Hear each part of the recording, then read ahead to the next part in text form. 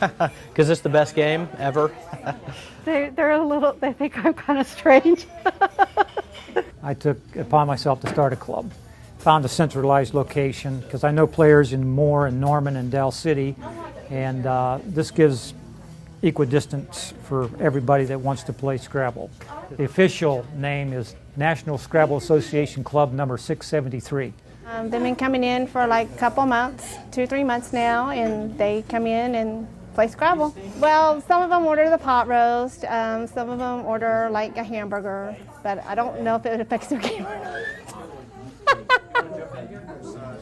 I love words. I always loved spelling bees in school, and Scrabble just stuck because of the word thing, I guess. So, you know, Tournament Scrabble has a complete cross-section of ordinary folks. I mean, yes, there are the crossword lovers who get into it because they love words, and there are the mathematical minds who get into it because they love strategy. And the truth of the matter is, it's usually the more mathematical minds that rise to the very expert levels.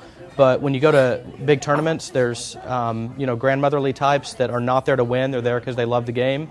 And there's intense, ridiculous people there who study word lists for hours and hours a day because they want the glory of winning. Unfortunately, usually in the more competitive divisions, some people can get very, very intense. And I have seen, when games are over, I've seen boards, fly off or whatever. But it doesn't happen very often, but it does happen sometimes. No, I've never seen anybody throw a Scrabble board. I've never seen anybody throw a piece across the way. I've seen people get upset, but usually they're upset themselves because either you make good words or you don't, and if you play something that's bad and you end up losing the game, it's really your own fault. The funniest thing that I ever seen happen, though, is two guys that were hard of hearing, yelling at each other and trying to resolve disputes, and everybody else in the room was just kind of laughing under the breath because both these are old guys and they were hard of hearing. That's the only thing I've ever seen that was crazy. I have a brother who's an English professor, and I can beat him. He makes better words than I do, but I think I look more for score when I'm playing the words versus like the art of the word itself. So it sort of combines strategy and luck, math and language. It's kind of elements of sort of someone with a really well-rounded interests are going to like Scrabble because like I said, it does have sort of a little bit of everything. National Scrabble tournament just concluded in Orlando, Florida. First prize in the first division was $25,000.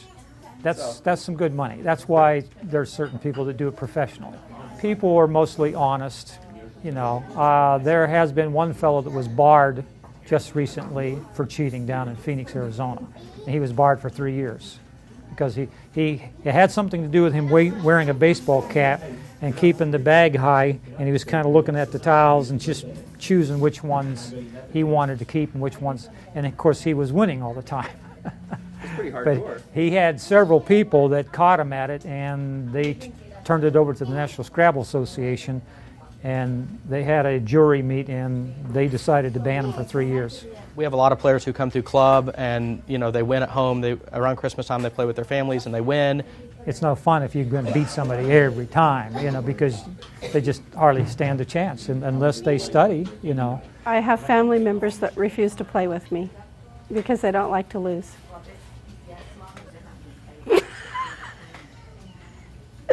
I I know, that's odd, huh? That's perfect.